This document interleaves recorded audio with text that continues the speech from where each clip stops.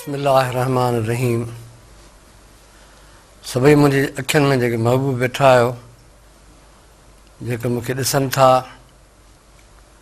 जिन खे आउं ॿुधायां थो, उन्हनि सभिनी ते सलामतियूं हुजनि। ख़ुदा खे ख़ुशि रखे।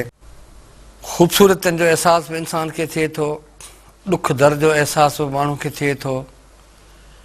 बाक़ी सर्दी गर्मी जो अहसासु उहो जानवर खे बि थिए थो, माण्हू खे बि थिए थो। पर इज़त छा आहे, इज़त नफ़्स छा आहे, मोहबतूं छा आहिनि, प्यार छा आहिनि, आज़ादी छा आहे, ग़ुलामी छा आहे, इहे माण्हू जा मसइला आहिनि। लतीफ़ साईं जो ख़ूबसूरत किरदारु, लतीफ़ जी सॼी शाइरी अलफ़ जो अखर आहे। इहो ख़ुदा जो इल्मु आहे। उन में आसमाननि जूं ॻाल्हियूं बि आहिनि, चंड सितारनि जूं ॻाल्हियूं बि आहिनि, उन में धरती जूं ॻाल्हियूं बि आहिनि। किनी माज़ी मन में कनी इस्तक़बाल, हासिल जनी हाल आउन जीअंदी उन रे। के माण्हू आहिनि जेके रुॻो माज़ी जूं ॻाल्हियूं कनि था त असांजो माज़ी हेॾो शानदार हो। के माण्हू वरी चवनि था त असांजो मुस्तक़बिल तमामु शानदार थींदो, छो त असां तरक़ी वॾी कई आहे।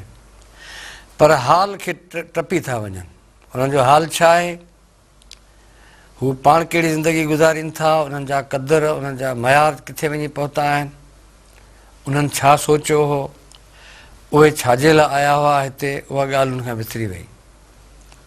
लतीफ़ साईं फरमाए थो त मुड़सनि मुंहुं सनरा खरिया घणो खिलनि, से तव्हां विसरनि आया जिन कमनि सी। असां माण्हुनि खे छा लाइ अचिणो हो हिते, ख़ुदा छो उमाणियो? फ़र्ज़ु करियो जेकॾहिं ख़ुदा न उमाणियो, के माण्हू ईअं इतफ़ाक़ सां ई अची पिया त उन इतफ़ाक़ सां उन्हनि माण्हुनि खे छा करिणो? भला जेकॾहिं उहो माज़ी केॾो ख़तरनाक हो या केॾो सुठो हो त उहो ख़तमु थी वियो, हलिया विया।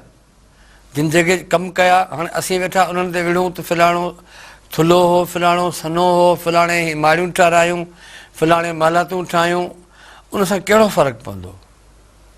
हीउ एतिरो अजायो वक़्तु असांखे मिलियो आहे जो असीं फ़ज़ूल बहस वेठा करियूं त कां खाइजे या न खाइजे, पहिरीं साॼो पेरु खणिजे या खाॿो पेरु खणिजे। माना अञा ताईं असां माण्हू उथणु वेहण बि कोन सिखिया आहियूं, कीअं ॻाल्हाइजे, कीअं उथिजे, कीअं वेहिजे। ॼण त हिकिड़ा अजीब क़िस्म जे हिकिड़े भंवर में माण्हू फासी पियो आहे। हिन माण्हू खे हिन धरती ते ख़ूबसूरत जहान अॾिणो हो, का जन्नत ठाहिणी हुई, को ख़ूबसूरत माहौल ठाहिणो हो, छो त हर को माण्हू हलियो वेंदो।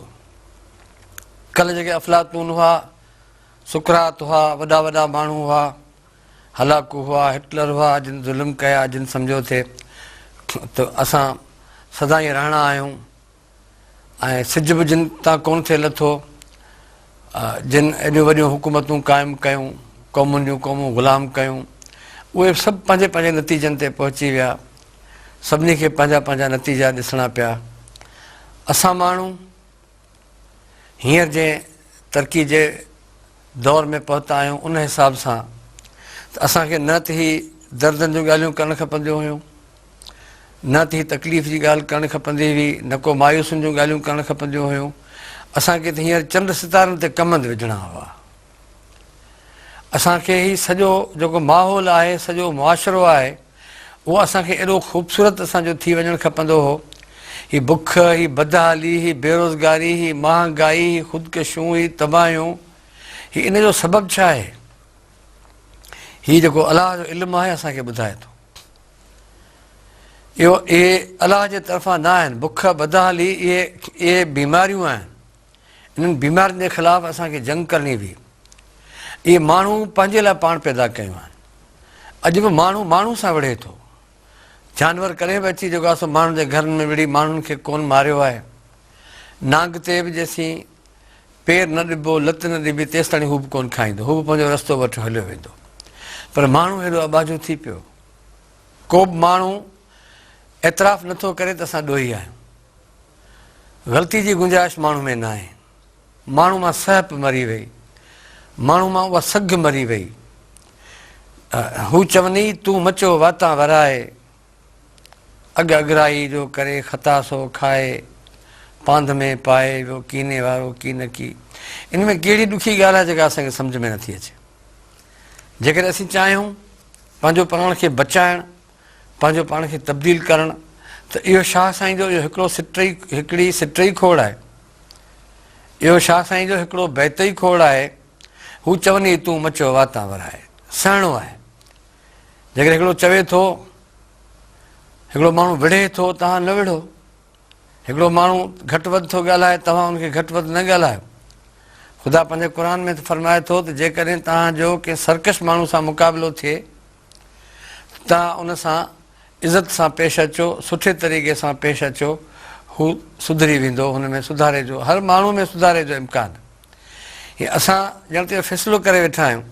जेकॾहिं असीं सम्झूं था त असीं महफ़ूज़ आहियूं, असां अहिड़ो सुठो माहौल पैदा करे छॾियो आहे जो असांजो ईंदड़ नसुल महफ़ूज़ थी वेंदो हलियो, असांजो मुस्तक़िल महफ़ूज़ थी वेंदो हलियो, पोइ त इत्मीनान सां साह वेंदो, पोइ त इत्मीनान सां वेंदासीं। पर जेकॾहिं असीं सम्झूं था त हीअ सोसाइटी माना असांजो हाल सुठो न आहे, इहो हाल मादी मथां फिटो आहे। मादी में के सुठियूं शयूं बि हुयूं, ख़राबु शयूं बि हुयूं, पर हाणे ख़राबु शयुनि खे अॻिते वञणु न ॾिजे।